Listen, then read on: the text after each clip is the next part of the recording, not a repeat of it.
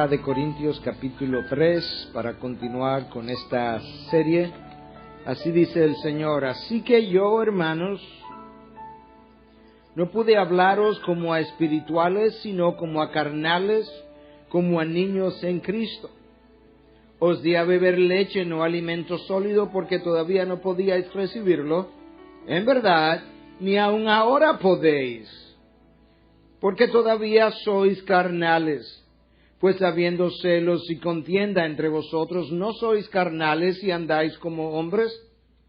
Porque cuando uno dice yo soy de Pablo y otro yo soy de Apolos, ¿no sois simplemente hombres? ¿Qué es pues Apolos? ¿Y qué es Pablo? Servidores mediante los cuales vosotros habéis creído, según el Señor dio oportunidad a cada uno. Yo planté, Apolos regó, pero Dios ha dado el crecimiento. Así que ni el que planta ni el que riega es algo, sino Dios que da el crecimiento. Ahora bien, el que planta y el que riega son una misma cosa, pero cada uno recibirá su propia recompensa conforme a su propia labor. Porque nosotros somos colaboradores de Dios y vosotros sois labranza de Dios, edificio de Dios. Conforme a la gracia de Dios que me fue dada, yo como sabio arquitecto puse el fundamento y otro edifica sobre él. Pero cada uno tenga cuidado cómo edifica encima. Yo he titulado este mensaje La división, la plaga de la iglesia. Yo quise escoger esa palabra porque tratando de buscar en el diccionario sus definiciones, me encontré que la primera definición que el diccionario provee para la palabra plaga es que es una aflicción o calamidad ampliamente distribuida. Y cuando nosotros pensamos en una calamidad, cuando nosotros leemos en los periódicos que en X nación ha ocurrido una calamidad, usualmente asociamos eso con grandes pérdidas y profundo dolor humano.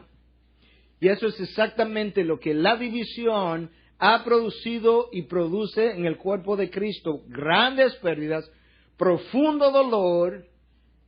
No hay nadie quien pueda ganar en una división del cuerpo de Cristo excepto Satanás. Satanás conoce nuestra condición caída, él conoce cómo nosotros podemos ser instrumento de su peor juego. Él sabe cuáles son las áreas, los botones que él puede apretar y volvernos de un día para otro en marionetas de su juego, que si no fuera por la intervención y la gracia de Dios, termináramos destruidos. Y él explota esas cosas en nosotros.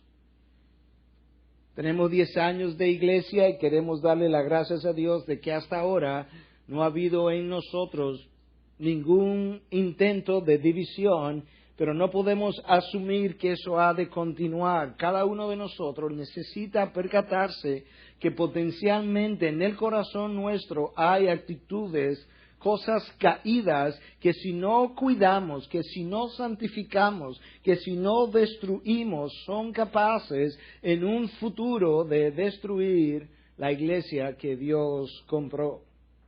Por lo menos la iglesia local. La división o las actitudes que pueden terminar en división han plagado la iglesia desde sus inicios.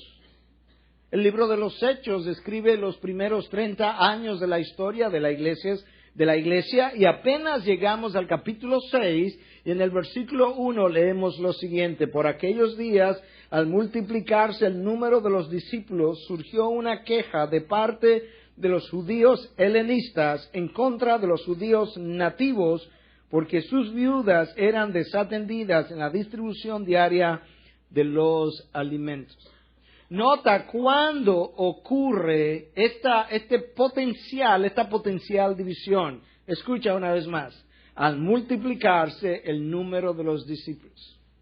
De manera que al multiplicarse la IBI, ella corre el riesgo de entrar también en esas corrientes si no nos vacunamos en salud. Esta prédica no está ocurriendo porque tengamos un problema de división. Esta prédica está ocurriendo porque dentro de la serie planificada para hacerse estaba precisamente un mensaje acerca de cómo evitar la división de la iglesia. De qué tenemos nosotros que hacer a manera personal para evitar ser contribuidor a una posible división.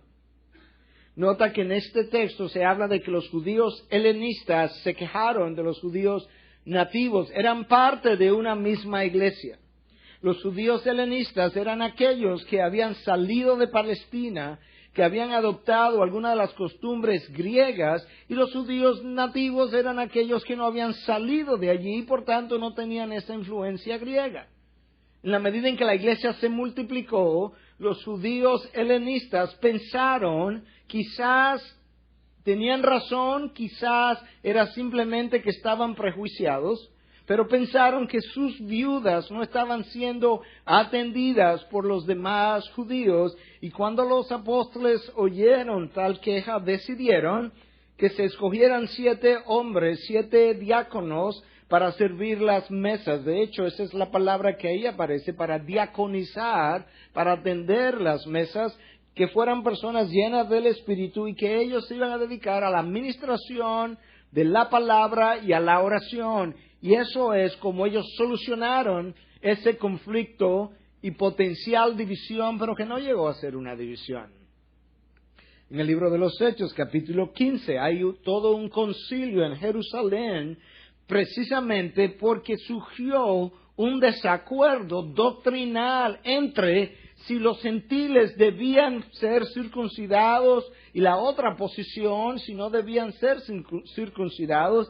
Y dice el texto que Pablo y Bernabé debatieron con ellos y que hubo una gran disensión, pero ellos resolvieron el conflicto. Hubo un concilio, bajaron a Jerusalén, lo discutieron abiertamente, se pusieron de acuerdo y terminaron siendo de un solo corazón y de un solo sentir. Eso nos da a nosotros una idea, o nos ayuda a comenzar a ver lo que es una división y lo que no es una división. Una diferencia de opinión no es en sí una división, pero tiene el potencial de convertirse en tal cosa. En este caso, el debate, la disensión, pudieron haber contribuido o creado la división, pero ellos tuvieron la madurez de reunirse en un lugar y humildemente discutir estas cosas y llegar a una conclusión de manera que se solucionó el problema. Sin embargo, el mismo Pablo y Bernabé, que al principio del capítulo 15 están unidos en que los gentiles no deben circuncidarse, en el mismo capítulo 15 ellos están divididos. Porque Pablo quería hacer un segundo viaje misionero, se quería llevar a Bernabé, y Bernabé estaba muy contento de ir con Pablo, pero Bernabé quería llevarse a Marcos. Y Pablo dice, no nos vamos a llevar a Marcos porque Marcos nos abandonó en Panfilia en el primer viaje misionero. Y se produjo un gran debate, una gran disensión, un gran desacuerdo, dice el texto, hasta el punto que Pablo tomó a Silas y se fue por un lado, y Bernabé tomó a Marcos y se fue por otro lado, y eventualmente se reconciliaron porque Pablo mandó a pedir a Marcos y decía que le era de mucha ayuda, de manera que eso tampoco terminó en una división, aunque sí hubo un debate que tenía esa propensidad o ese potencial, pero no hubo una división. Eso nos da a nosotros una idea, entonces, de cómo comienzan las divisiones.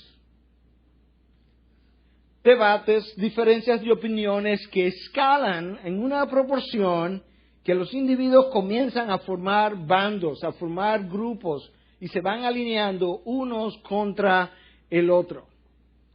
En este momento que yo acabo de describir, el concilio de Jerusalén, en el momento que Pablo y Bernabé se dividen y cogen cada cual por su lugar, No había una división de la iglesia, pero había una división. Había una división a nivel del corazón. El corazón dividido divide la mente dividida divide la voluntad. En ese momento Pablo toma a Silas, a Bernabé toma a Marcos y se dividieron. Y es así como comienza. Cuando el corazón, la mente y la voluntad están divididas, entonces nosotros comenzamos a buscar quién se pueda alinear con nuestra posición de manera que no nos sintamos solos y que alguien pueda simpatizar con mi posición.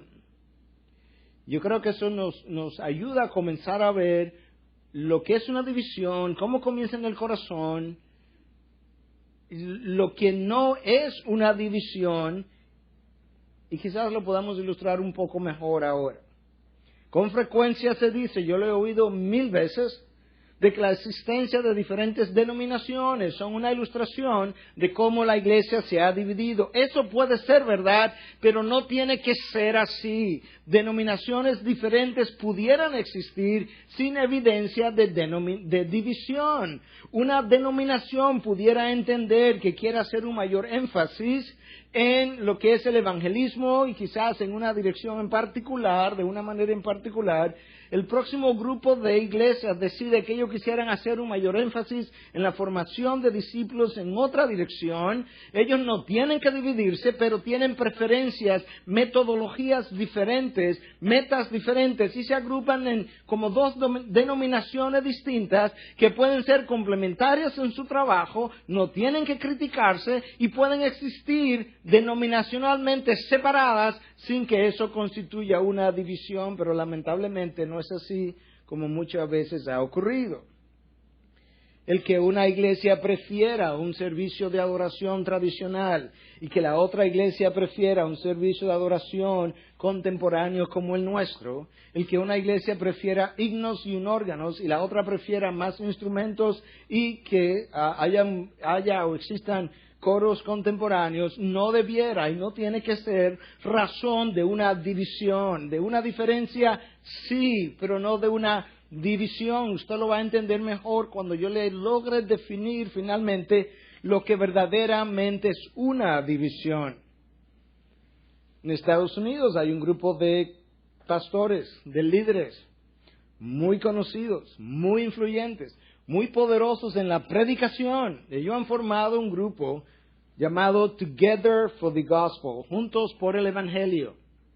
Y entre ellos están gente como John MacArthur, John Piper, Al Mohler, G.C. Mahoney, y varios otros individuos.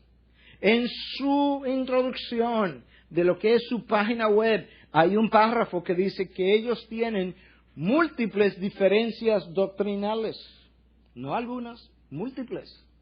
Sin embargo, ellos se han unido entendiendo que en las cosas cardinales ellos están de acuerdo y por tanto se han unido por causa del Evangelio, juntos por el Evangelio. De manera que nosotros necesitamos entender entonces dónde y cómo podemos unirnos, lo que es una unidad y lo que no lo es. Habiendo dicho todo eso, déjame definirte entonces lo que la división es. Es un alejamiento, es una separación de individuos, de iglesias, de organizaciones, de denominaciones. Y ese alejamiento es la evidencia, escúchame ahora, el alejamiento es la evidencia de que esa división es más una actitud emocional, afectiva, en corazones donde ha habido orgullo, celos, envidia, egoísmo, deseos de controlar al otro, resentimiento personal, y que todo eso entonces resulta en amargura, malicia, dudas acerca de las intenciones del otro y un distanciamiento que con el tiempo crece y se hace cada vez mayor. La división no es diferencia de opiniones, no es diferencia de metodología, no es diferencia en estilo de adoración. Es una actitud y es emocional. Es un alejamiento, y el alejamiento es la evidencia de que en aquellos corazones que no pudieron ponerse de acuerdo a pesar de que el Espíritu de Dios vivía dentro de cada uno de ellos, que en esos corazones había todavía celos, orgullo, envidia, egoísmo, deseos de controlar, y todo eso resultó en resentimiento personal, malicia, amargura y dudas. El problema no es que seamos diferentes. Dios nunca quiso que fuéramos iguales. Si así fuera, nos hubiera clonado. No hubiese habido la necesidad de tener una relación sexual entre un hombre y una mujer. Tomamos a uno de los dos y lo clonamos por el resto de la eternidad y ahora tenemos seres iguales. Esa no fue la intención de Dios, nunca, aún antes de la caída del hombre. Cuando tú miras el resto de la creación, los astros del universo difieren en tamaño, en brillantez, en gloria, en composición, en la forma de sus terrenos. Y sin embargo, todos funcionan en unidad. De ahí el nombre universo, diversidad con unidad. Y eso es exactamente lo que el cuerpo de Cristo debiera ser. Una gran diversidad en unidad de corazón. Y eso es lo que Dios quiere ver. Por otro lado, hay un grupo de hermanos, quizás bien intencionados en ocasiones, que han amado tanto la unidad, que han sacrificado la verdad en el altar de la unidad, y eso nosotros tampoco lo podemos hacer. Amamos la unidad, pero no por encima de la verdad. La verdad no puede nunca ser sacrificada en el altar de la unidad, porque eventualmente la ausencia de esa verdad nos va a volver a dividir. Pero hay puntos doctrinales, periféricos, secundarios de menor categoría, que no tienen la importancia de las verdades cardinales y que no debieran entonces esos puntos secundarios dividir el cuerpo de Cristo. Y si somos honestos, nos vamos a dar cuenta que al fin de cuenta, lo que nos ha dividido, realmente dividido, que incluye ese distanciamiento, es el pecado en el corazón caído del hombre. No importa si eso ocurre en una iglesia allí o si le ocurre a la IBI, al final la IBI debía reconocer que si nos ocurre a nosotros, en fin de cuentas, es el pecado en el corazón caído del ser humano. En la iglesia de Corinto, donde se produjo esta división, de la cual yo leí esta mañana, unos estaban diciendo, yo soy de Pablo, otro estaba diciendo, yo soy de Apolos. Quizás un grupo estaba diciendo, no, es que nadie predica como Pablo. Y el otro grupo decía, no, es que tú no has oído a Apolos. El otro quizás decía, no, es que Pablo es muy severo. Y el otro dice, no, por eso es que a mí me gusta Apolo, porque él entiende y es más suave que Pablo. Y ahí comienza la división, preferencias. Compara ese espíritu contra el cual Pablo está hablando y del cual Pablo se está quejando. Compara ese espíritu con estas palabras de nuestro Señor Jesucristo en el aposento alto, la última noche, horas antes de su crucifixión, cuando Él está orando al Padre por las cosas que Él considera más relevantes para la causa de Cristo, en Juan 17, versículos 22 y 23, la gloria que me diste les he dado, escúchame, para que sean uno, así como nosotros somos uno, yo en ellos y tú en mí, para que sean perfeccionados en unidad, para que el mundo sepa que tú me enviaste y que los amaste tal como me has amado a mí. Cuando tú oyes a el Hijo de Dios, Dios mismo, orándole al Padre y pidiéndole por encima de muchas otras cosas que los mantenga en unidad, para que sean uno, y luego le dice, para que el mundo sepa que tú me enviaste. Tú entiendes ahora que el concepto de unidad es cardinal para Dios. Y número 2, que Cristo entendía que si la iglesia no lograba mantenerse unida, no iba a haber forma de convencer al mundo que está allá afuera de tener credibilidad sobre esa iglesia. Y si el mundo no tiene credibilidad sobre la iglesia, no tiene credibilidad acerca del mensaje que predica esa iglesia, y si no cree el mensaje, no tienen salvación, y si no tienen salvación, pudiera potencialmente y humanamente hablando, y solamente humanamente hablando, el potencial de oponerse entonces a los planes de Dios. En la iglesia de Corinto nosotros vemos esta división, que aparentemente pudiera tener que ver con el estilo de liderazgo de Pablo o de Apolos. Sin embargo, esa no era la causa. Nosotros lo sabemos por la misma palabra, por el veredicto del mismo Espíritu que inspiró a Primera de Corintios. Sabemos por ese mismo Espíritu que la causa no era el estilo de liderazgo o de predicación de Pablo o de Apolos. Santiago nos dice en 4:1, ¿de dónde vienen las guerras y los conflictos entre vosotros? ¿No vienen de vuestras pasiones que combaten en vuestros miembros? Cada vez que tú has estado en un conflicto, no importa quién comenzó el conflicto, la causa de ese conflicto no es lo que se ve, son pasiones en el corazón.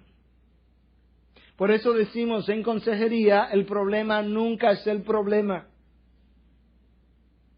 El problema que traes es simplemente la evidencia o los síntomas del problema. Lo ilustro de esta manera. El paciente viene al médico y el médico le dice, ¿cuál es tu problema? Tengo tos. ¿Qué más? Fiebre. ¿Qué más? Dolor de cabeza. Me duele el pecho. No puedo respirar bien. Y él cree que esos son sus problemas. Eso no es su problema. Su problema es que él tiene una neumonía. Ese es el problema. Las otras cosas son síntomas de su problema. Así vivimos nosotros, dando evidencia, presentando síntomas de cuál es verdaderamente el problema. Y Santiago dice, los problemas son pasiones que combaten en vuestros miembros. Y en la iglesia de Corinto, entonces, el versículo 3 del texto que yo leí nos dice cuáles eran algunos de los síntomas que ellos expresaban. Celos y contiendas. Esas dos palabras están ahí en el versículo 3. Celos y contiendas que los llevaban a contender acerca del liderazgo de uno o del otro. Pero ¿sabes una cosa? Los celos y las contiendas tampoco eran el problema de la iglesia de Corinto. Eran síntomas. Había que entrar un poco más profundo a indagar cuál era realmente el problema. Pero como el Espíritu de Dios inspiró esta carta y quería que tú y yo tuviéramos claro cuál era realmente el problema, de tal forma que si tú y yo somos sabios, en el día de mañana no lleguemos a hacer lo mismo que esta gente hizo, el Espíritu de Dios nos dijo claramente en el texto de hoy cuál era su problema. No eran los celos y las contiendas. Escúchalo ahora, comenzando en el versículo 1. Así que yo, hermanos, no pude hablaros como a espirituales, sino como a carnales, como a niños en Cristo. El problema no son los celos, no son las contiendas, no es Pablo, no es Apolo, es que son bebés. Son niños espirituales que todavía se chupan el dedo, tienen bobo, tienen un paño que necesitan como seguridad. Os di a beber leche, no alimento sólido, porque todavía no podíais recibirlo. Escucha ahora, en verdad, ni aún ahora podéis. ¿Qué es esto de que ni aún ahora podéis? Es que ya Pablo estuvo con ellos hace 2 años. Y cuando Pablo estuvo con ellos, dice, no pude haberle dado más que simplemente leche porque eran niños. Pero lo peor, Corintios, es que ahora 2 años después ustedes están en la misma infancia espiritual que cuando yo estaba allí, y el problema ahora sí sabemos cuál es. Inmadurez espiritual y emocional. Versículo 3, porque todavía soy carnales, pues habiendo celos y contienda entre vosotros, no soy carnales, como quien dice, ¿qué más? ¿Qué más evidencia necesita? 2 años después. Las emociones, iguales. El desarrollo espiritual, iguales. Pero ¿será posible, Corintios, que todavía no podéis haber crecido a la estatura de Cristo y siguen siendo carnales? Escúchame ahora, seamos honestos. La causa de nuestras contiendas, de nuestros celos, de nuestras envidias, de nuestras divisiones, son inmadureces. No importa si yo la causa mañana, son inmadureces espirituales y o emocionales, que demandan todo el tiempo que yo sea el centro de atención. Y que en vez de admitir eso, tomamos cualquier diferencia para decir, eso es el problema. Ahí yo trazo la raya en la arena. Hasta aquí yo llego, hasta aquí te dejo llegar, y entonces pensamos, no, esta es la excusa perfecta para yo decir eso. Pero en realidad es mi madurez emocional, mi falta de madurez emocional, que no me permite verlo de otra manera. Decía alguien que cuando soy inmaduro, cuando no tengo la madurez para manejar la crítica, entonces soy muy inmaduro para manejar la alabanza de los hombres. Wow. A veces nosotros pensamos que mucho conocimiento de la palabra, recordarme los versículos bíblicos, el libro exacto, el versículo, el texto donde está, pasar exámenes, pensamos que eso es el equivalente a madurez espiritual y o emocional. Eso es un grave error. No necesariamente una cosa tiene algo que ver con la otra, debiera, pero no necesariamente. A veces pensamos que si hemos escalado una posición de autoridad en el mundo secular o aquí, que esa posición es la evidencia de que yo tengo la madurez, y tampoco es verdad. El mejor ejemplo es la opinión de la hija de uno de los presidentes pasados de Estados Unidos, Teddy Roosevelt, presidente de la nación más poderosa del continente en ese momento, y lo sigue siendo hoy. Su hija decía, el problema con mi papá es que si él va a una boda, él quiere ser la novia. Y si él va a la funeraria, él quiere ser el cadáver. Él quiere toda la atención, todo el tiempo.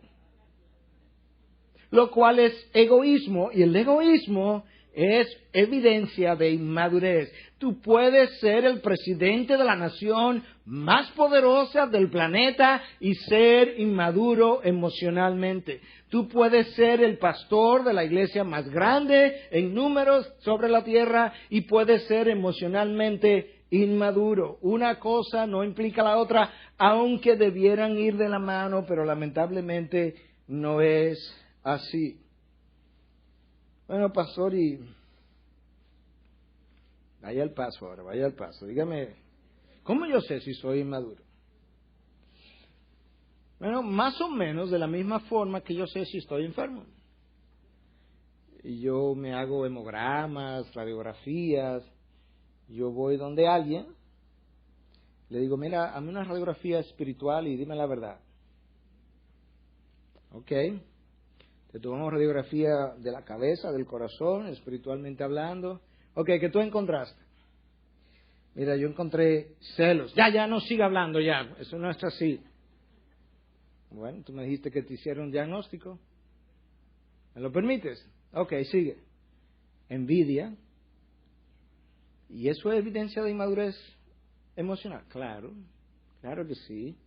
Necesidad de criticar al otro para sentirme mejor. El ofenderme fácilmente, la dificultad en perdonar, la dificultad en pedir perdón, La dificultad de ver mis errores cuando todo el mundo los puede ver. El espíritu de competitividad. La necesidad de tener que salir ganando, de ganar el juego. Y si el juego no se puede jugar conforme a mis reglas, yo me llevo el bate, el guante y la pelota. La no habilidad de poder compartir nuestras amistades, que a veces en el matrimonio incluso es entre los hijos y los esposos que se dan eso. Porque es el amo, el esposo, la esposa con el hijo, con la hija. El no sentirme bien a menos que el otro me dé su total devoción, como si yo fuera Dios. No me gustan muchas relaciones, sino una o dos solas, donde yo sienta que el otro es devoto mío. Como decía un predicador en estos días que estaba leyendo una de sus cartas, él tiene una forma de hablar que solamente él a veces puede decir las cosas, pero él dice, mira, nosotros somos tales que a veces nos estamos evaluando a nosotros mismos y nos sentimos como basura, y la próxima vez quisiéramos que agrandaran la Trinidad para que hicieran espacio para mí, como un cuarto miembro de la Trinidad. Y así somos. Y entonces el problema de nuestra inmadurez emocional no es que somos inmaduros. El problema no es ese, es que causa divisiones. De iglesias, de familias, de matrimonios, de amigos. Y nosotros necesitamos, como individuos, como cuerpo, ver dónde estamos para hacer lo indecible, todo lo que esté a tu alcance y en tu poder, para que esta iglesia nunca se divida. Y yo te puedo garantizar, de parte mía, no puedo garantizar más nada, que si eso fuera a ocurrir y fuera necesario mi remoción, prefiero eso antes que la división. Sin sacrificar la verdad, obviamente. La verdad del Evangelio, la verdad de Cristo. Entonces, ¿cómo nosotros podemos analizarnos, sanarnos, vacunarnos para que lo que hemos tenido hasta ahora pueda continuar? Bueno, tenemos que examinarnos y comenzamos a ver, tengo celos. ¿Y qué es eso de celos? Bueno, lo que yo siento cuando tengo miedo de perder algo, como si tengo el miedo de perder a mi esposa o a mi esposo, porque pienso que alguien lo está o la está enamorando, siento celos. Bueno, quizás hay una razón legítima ahí, pero cuando nadie lo está enamorando o la está enamorando y nadie te le está tratando de quitar y yo siento celos, entonces ya el problema no está en el otro, sino en mí. Porque entonces mi madurez emocional me hace ver cosas que no existen. De repente soy como medio vidente, pero solamente para mí. Agrando los hechos. Tengo lupas para cada instancia. Entonces cuando comienzo a sentirme tan mal, ¿qué hacía Trujillo cuando alguien le hacía sentir mal? ¿Lo eliminaba? Bueno, pero yo nunca he matado a nadie. No, físicamente no. Su carácter solamente. Lo eliminamos, lo asesinamos. Cometemos homicidio. Tratamos de quitarlo del medio. Lo borramos del mapa, lo borramos de la lista. Y luego yo trato de encontrar quien simpatice conmigo para sentirme mejor. Quien pueda ser parte de mi mando, o mi bando, mejor dicho. Con la envidia ocurre lo mismo. Exactamente igual, excepto que la envidia es el deseo de querer algo que yo no tengo y que otro tiene. Tan pronto yo percibo que esta persona tiene un cargo que a mí no se me ha ofrecido, o un salario que yo no tengo, o un privilegio que yo no tengo, o una posesión, o una cantidad de dinero, o una oportunidad que yo no tengo, yo comienzo a envidiar esas cosas. ¿Por qué tú y no yo? Y eso es también parte de nuestra inmadurez emocional. Y cuando experimento eso igual, yo trato de eliminar a esa persona para yo sentirme mejor y yo me convierto en un asesino a sueldo. Bueno, ¿y quién te paga? Mis emociones, mis sentimientos. Pastor, pero usted está exagerando cuando habla de homicidio, matar. No, yo no estoy exagerando, está en la palabra. Santiago lo dice, Santiago 4, versículo 2. Codiciáis y no tenéis, por eso cometéis homicidio. Santiago no estaba hablando de quitarle la vida a una persona, estaba hablando del poder de la lengua. Y por eso cometéis homicidio, sois envidiosos y no podéis obtener, por eso combatís y hacéis guerra. No tenéis porque no pedís, hacemos la guerra. Nuestras palabras se convierten en balas incendiarias. Vamos al campo de batalla y trazamos la raya y decimos, hasta aquí llegué yo, hasta aquí llegó ella o llegó él. Y tratamos entonces de convencer al otro de la información que tengo, de tal manera que podamos formar un bando. El bando me da fuerza, me autojustifica, me ayuda entonces a ver que no estoy solo en esto. Y si yo no consigo que tú te unas a mi bando, pues te asesino también. Te pongo en mi lista negra. El que no está conmigo está contra mí. Y el que no recoge conmigo desparrama. Mientras tanto, el cuerpo de Cristo se desangra. En un sentido, el corazón de Cristo se entristece. Porque nosotros tenemos diferentes maneras de quitar esa vida.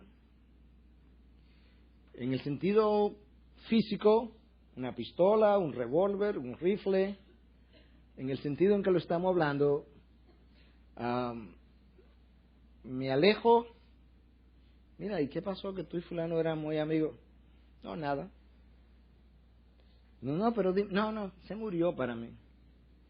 Lo enterré. Lo maté. Paso por el lado, no lo saludo. No, porque él no existe, yo lo maté. Él se murió. Pero yo no tengo problema. Él puede tener problema conmigo, pero no yo. Yo no tengo ni siquiera resentimiento contra él. Bueno, pero ¿por qué tú no lo buscas? No, nada. Evitarme problemas.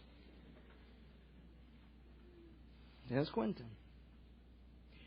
Entonces, las personas, los asesinos a sueldo, averiguan, saben mucho de pistola, de calibre, yo no sé nada de eso.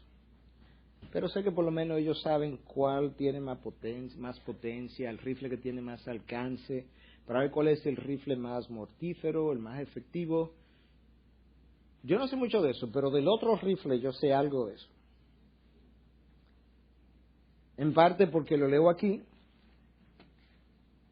y en parte porque lamentablemente, como pertenezco a esta raza humana caída, en ocasiones, en el pasado he disparado ese rifle, pero no más. Y ese rifle se llama espíritu de crítica. Ese es nuestro rifle más mortal. Es certero, es efectivo, es destructor y es atractivo porque es efectivo. ¿Y cómo luce ese rifle? Porque los otros tienen como un gatillo y sabemos más o menos, pero digamos una idea, a ver si yo ando con uno. Bueno, ese rifle se enfoca en las faltas del otro y mide las faltas por mi estándar. Y cuando no se conforma a ese estándar que yo he divisado en mi mente, lo condeno a muerte. Ya lo que queda por determinar es cómo lo voy a hacer. Está condenado. Lo que queda por determinar es cuál sería la forma más efectiva. Y también tengo que determinar si cuando decida matarlo, si me lo llevo a él solo o me llevo un par de gente más. Pero antes voy a determinar si puedo conseguir quien se una a mi ejército. Y si no, ya tengo claro quién tiene que irse. Eso es como somos. Nos alejamos de las personas. ¿Te acuerdas que yo decía que una división es un alejamiento? Y que eso será un problema afectivo, emocional, producido por corazones con envidia, con celos, con orgullo, corazones caídos, que resultan en amargura, en resentimiento y todo ese tipo de sentimientos. Entonces, ese espíritu de crítica que es tan efectivo, tan mortal, se cree superior a otros. Claro que él no lo piensa así, él solo lo siente así. Juzga a priori, hace juicio en el primer encuentro con la persona, le pasa revista y llega a una conclusión. No tiene todos los detalles, pero no importa, yo tengo mi conclusión. Asume ese espíritu de crítica que conoce las intenciones por las cuales los otros están haciendo o diciendo lo que están haciendo o diciendo, y entiende, creemos nosotros, que eso nos da permiso entonces para el asesinato. Bueno, pastor, ok, yo sé cómo luce el rifle, pero yo no sé si yo tengo uno de esos. Bueno, vamos a seguir hablando. Como tú quieres saber, yo quiero decirte. Nos hacemos preguntas. Yo les dije en el sermón anterior que yo me vivo haciendo preguntas todo el tiempo y que a veces tengo que pasar meses para contestarlas, pero que está bien. Preguntémonos con frecuencia o con qué frecuencia yo me encuentro enjuiciando las acciones del otro. ¿Ok? Bueno, pero tampoco puedo aprobar la irresponsabilidad. No, claro que no. Que no puedes aprobar la irresponsabilidad. El problema no está en que yo pueda discernir que el otro está faltando su responsabilidad. Recuerda que la división es un conflicto emocional. El problema no está en que yo determine que esto es correcto o incorrecto. Está en las emociones que comienzo a sentir cuando veo la acción. Es un problema emocional, afectivo, y ahí es donde comienza el problema. Entonces, esto es importante. Para tú saber si tiene ese rifle y si lo tiene incluso cargado, preguntémonos con qué frecuencia tú acusas a los demás de sentirte como te sientes. No, yo me siento así porque es tu culpa. Mi culpa. Yo no soy tu corazón para sentir. Yo no soy tu mente para pensar. Yo no vivo dentro de ti. ¿Cómo puede ser mi culpa si yo vivo fuera de ti? Porque eso es lo que justifica que yo me sienta como me sienta y que tenga que dispararte. Escúchame algo. Por el amor de Dios. Yo he estado en situaciones así. Yo no simplemente pienso que es así. Yo sé que es así. Hasta que te sanes. Yo tengo siempre la opción de elegir cómo yo me voy a sentir y cómo yo voy a reaccionar. Hay un librito que yo quisiera también regalarle una copia a cada uno. Yo creo que voy a tener que producir mucho dinero para seguir regalando libros. Pero se llama "Usted se enoja porque quiere". ¿Cómo? Así mismo. Usted puede elegir no enojarse. Yo no simplemente pienso que es así, yo sé que es así. Yo he elegido una cosa y he sabido elegir la otra cosa. Eso es una elección que depende de cuánto Dios me haya o yo haya permitido que Dios me vaya sanando.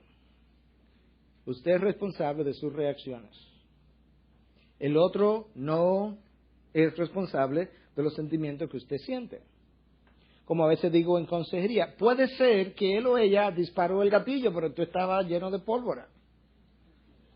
Y cuando hicieron clac, boom, el problema no fue el gatillo. Si no hubiese habido pólvora, no explota. Frecuentemente es una naturaleza rebelde, rehúsa aceptar su condición. Los demás son culpables de su miseria. Vive descontento, pero niega que viva descontento. excepto que su cara, su rostro, sus palabras lo delatan. Pero es que tú vives muy infeliz. ¿Infeliz yo? No, yo vivo muy bien. Excepto que tu rostro dice, no es verdad, mentiroso, no es verdad, no es verdad, no es verdad. ¿Te das cuenta de cómo somos? Esto es lo que tenemos que sacar de nosotros si queremos que la ID continúe saludable, indivisible, por la gracia de Dios. Dicen los estudios que frecuentemente ese espíritu de crítica es perfeccionista. Claro, porque si es perfeccionista, raramente las cosas se hacen de acuerdo a su perfección. Y cuando no se hace, entonces lo critica. Pero que frecuentemente sirven, pero no son siervos. Bueno, entonces, ¿para qué sirven? Todo el tiempo tratando de ganarse la aprobación de los demás. Por tanto, con frecuencia el servicio es excelente. La motivación errónea. Pero hay algo malo de hacer las cosas excelentemente para Dios. Nada de malo. La motivación es el problema. Preguntémonos, ¿cuántas relaciones de intimidad tenemos? Raramente el espíritu de crítica tiene relaciones íntimas. Porque cuando comienza una, al poco tiempo, no llena su estándar y se aleja. Al poco tiempo comienza a criticarla y esa no es la amistad que yo quiero. Puede ser que no sea la amistad que tú quieres, pero es la que Dios te está mandando. La que te puede ayudar. Entonces las relaciones son de lejos. Tengo quizás una íntima, no más, pero más frecuentemente ninguna íntima. Y el problema es que las critico antes de poder llegar a la intimidad. Escucha lo que Pablo le dice a los Gálatas. Pero si os mordéis y os devoráis unos a otros, tened cuidado, no sea que os consumáis unos a otros. No sé si un perro le ha dado una mordida a usted. Pero imagínese el dolor de los dientes entrando a la piel, los músculos. Usted retira su mano, el desgarro. Esa es la imagen que Pablo quiere darle a los Gálatas cuando ellos discuten como estaban discutiendo. Estaban mordiendo. Y os devoráis unos a otros. Tened cuidado, no sea que os consumáis unos a otros. Eso es lo que pasa, que el cuerpo de Cristo es el único ejército que le dispara a sus propios soldados. Y los ve heridos y vuelve y le hiere una vez más. Esa es la realidad. Entonces queremos luchar contra un enemigo que es enorme comparado con nosotros. Pero ¿con qué fuerza si estamos sangrando? Si no tenemos ni siquiera tiempo para preparar una buena estrategia contra el enemigo, porque todo el tiempo me lo paso maquinando la próxima mordida y resintiendo la mordida anterior que recibí. Y nos devoremos. ¿Y cómo yo destruyo ese espíritu de crítica, pastor? Bueno, gracias por preguntar, una vez más. Número 1. Acepte al otro como Cristo le ha aceptado. Escúchame algo. La falta de aceptación del otro no es un problema del temperamento del otro. En esencia, es una falta de amor. La razón por la que tú y yo no podemos amar a este otro que pensamos que es tan difícil, pero que Cristo amó tanto que dio su vida por él, es que Él le ama y yo no. Esa es la razón, yo tengo que admitirlo. Yo tengo que decir, no, yo no tengo amor. Yo me amo a mí mismo. Yo pienso que Cristo, Dios, sí puede amarle, pero yo no. Porque como cuarto miembro de la Trinidad, yo no estoy ahí todavía. Y entonces le asesinamos. ¿Cómo yo sé, cómo yo persigo esta destrucción? Bueno, comienza a pensar lo que tú sientas contra esa persona, si Cristo sintiera lo mismo hacia ti. Lo que tú quisieras hacer con esa persona, si Cristo lo sintiera hacia ti. Si las veces que tú le has perdonado hasta que está dispuesto a asesinarlo, Cristo lo hubiese hecho contigo, ¿cuántas veces te hubiese asesinado Cristo? ¿O a mí? Si tu límite es 70 veces 7 y Cristo te aplicara el mismo límite, ¿hace cuántos años tú consumiste tu última chance?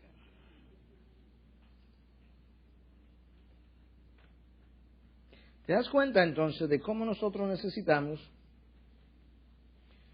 Déjame hacerte otra comparación práctica, importante.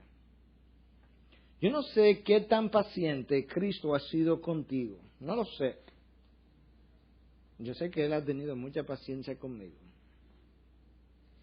Pero hasta donde Él haya sido paciente contigo, mientras más paciente Él haya sido contigo, más paciencia Él te demandará que tenga con los demás. Escucha eso una vez más.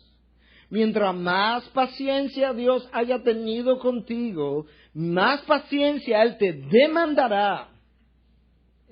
Con esa misma palabra, te demandará que tenga hacia los demás.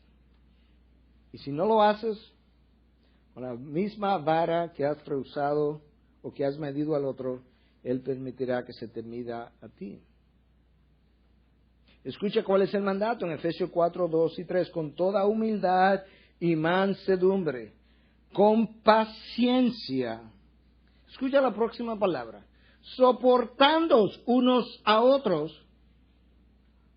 ¿Te das cuenta que la próxima palabra después de con paciencia no es con amor de cuchi cuchi? Es soportando lo que te hace irritar. La última vez que yo busqué esa palabra en el diccionario, soportar no era simplemente caminar con el otro. Era aguantar, tolerar, a pesar de. ¿Y cómo yo voy a hacer eso? Soportando unos a otros en amor. Lo que me hace falta es amor. Esforzándoos por preservar la unidad del Espíritu en el vínculo de la paz. ¿Tú entiendes cuál es la motivación final para soportar al otro? Preservar el vínculo de la unidad. Que no hayan grietas en el cuerpo de Cristo, en el ministerio de Cristo. Colosenses 3:14. Sobre todas estas cosas, como si no nos hubieran dicho mucho ya, vestíos de amor, que es el vínculo de la unidad. ¿Te das cuenta ahora qué es lo que a mí me falta cuando no puedo tolerar, soportar, unirme? Es amor.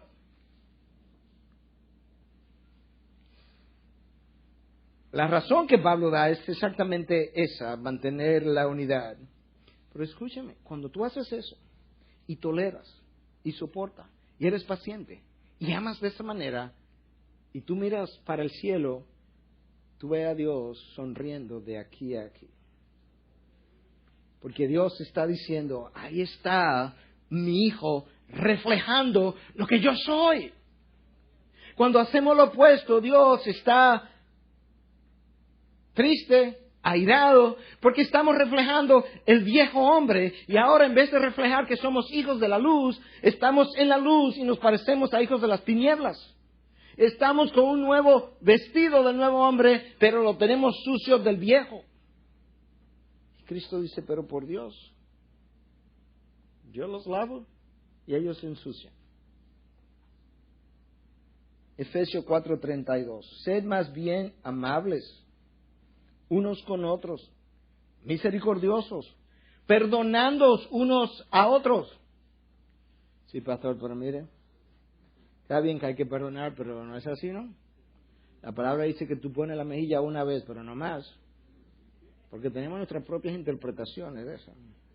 Pero escucha cómo está bien, no lo perdones así. Entonces, oye, ¿cómo tú lo vas a perdonar? Déjame leerte el texto para que sepa cómo lo vas a perdonar. No lo hagas como lo hizo fulano o pereceo.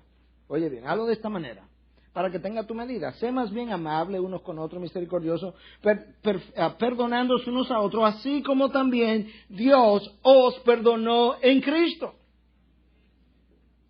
A un inventario de cuántas veces Dios te ha perdonado y Dios dice, Tú hiciste la lista ya, terminaste tu lista, ve y llévasela a aquella persona a quien tú no has querido, no has podido, no has tenido la intención de perdonarlo, y perdónalo de la misma manera.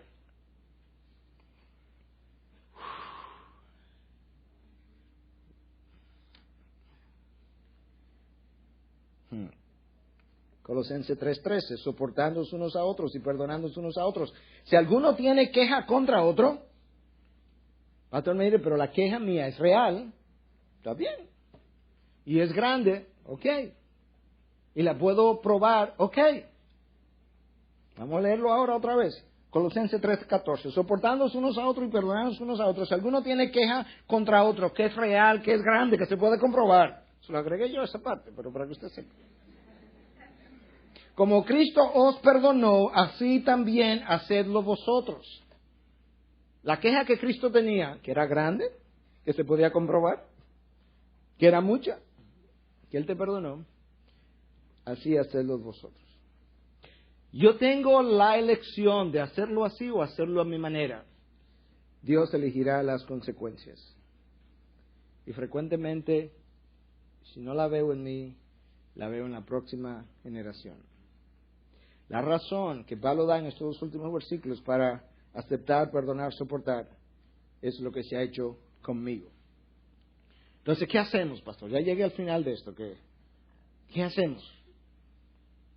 Para saber cómo me manejo. Número 1, rehúse el dictar a otros lo que debe hacer para que Dios trabaje en ellos. Renuncie como gerente general del universo. Dios no va a tener problemas, su universo no va a dejar de funcionar. De hecho, cuando usted renuncie va a comenzar a funcionar mucho mejor. Dios es que tiene que hacer el trabajo. Rehúse ser el Espíritu Santo del otro. Usted no sabe la carga que yo me quité el día que yo dije, yo no soy, hasta aquí yo traté de ser el Espíritu Santo del otro. Y hasta aquí yo voy a intentar que me den cabida en la Trinidad como un cuarto miembro, no más. Yo renuncio. Eso a ti te va a quitar un gran peso. Usted no es responsable de las acciones del otro. Solo de aconsejarlo. Sí, pero si no se llevan de mi consejo, este es el consejo de Dios. ¿Y cuántas veces usted no se ha llevado de su consejo? Si usted puede violar el consejo de Dios, ¿qué usted piensa? ¿Que el consejo suyo es inviolable, que está por encima del de Dios? No, quizás debieran seguirlo para evitar las consecuencias, pero yo no soy responsable de que el otro siga mi consejo. Él tiene el derecho, la elección de seguirlo o de rechazarlo. Más adelante le espera a Cristo para sacarle cuenta de qué hizo con el consejo que se le dio. Y Él le impondrá las consecuencias. Yo escojo mi pecado y Cristo las consecuencias. Recuerde una cosa, usted es un siervo. Eso está aquí en el texto. 1 Corintios 3:5. ¿Qué es pues Apolo? ¿Y qué es Pablo? Servidores, siervos, mediante los cuales vosotros habéis creído según el Señor dio oportunidad a cada uno. ¿Entendió eso? Que si María creyó a través de mi predicación, lo único que yo tuve fue, según esto que acabo de leer, fue una oportunidad que Dios me dio para que ella pudiera llegar a ser salva. Que cada cual es usado según su llamado, pero al final no se trata ni de ti ni de mí. Somos meros instrumentos en sus manos.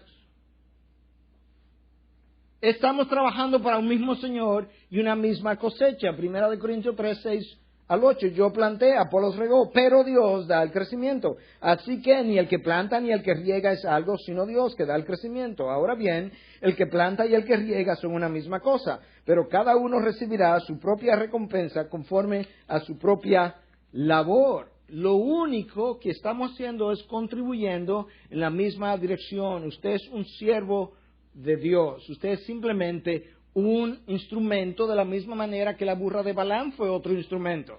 Usted está como 2 pulgadas por encima de la burra. Un instrumento. Y es un privilegio para usted y para mí estar en las manos del que está obrando conforme a sus propósitos. Es un privilegio, es un gozo. Mira qué más. Dios es el labrador. 1 Corintios 3:9, porque nosotros somos colaboradores de Dios y vosotros sois labranza de Dios. Este pastor predicó un sermón, 200 fueron salvos, este predicó otro, 3 fueron salvos, los 200 son labranza de Dios y los 3 son labranza de Dios. Ni este pastor es más, ni este menos, al final todos somos labranza de Dios. Y más nada.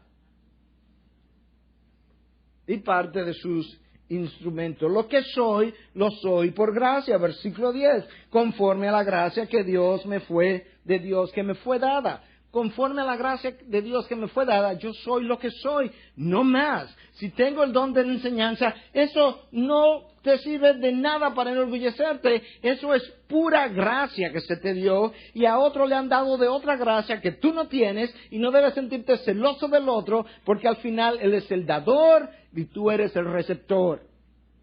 Y el que recibe no le encuentra falta al regalo, sino que da gracia por lo recibido. Y no somos nadie mejor que el otro, simplemente obreros de su viña.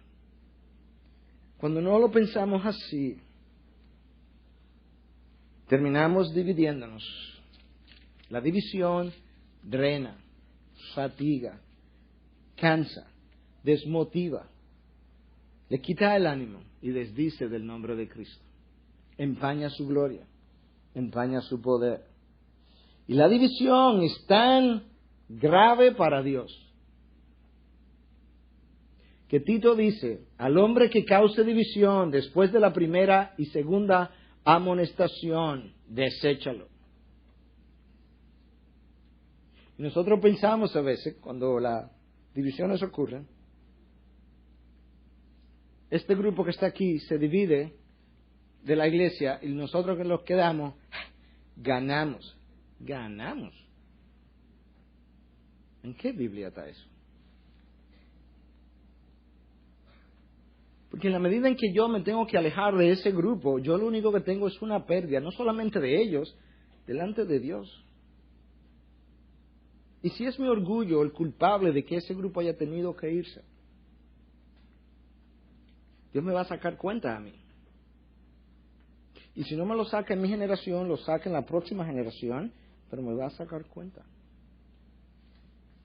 La división, es fácil ver la división como un problema grave cuando yo te veo como el divisor y te digo, mira lo que dice la palabra, una amonestación o dos y no más. Pero cuando Dios dice, no, el problema es que el divisor es tu orgullo, aunque yo sea el que me quede aquí, a mí es que me van a sacar cuenta.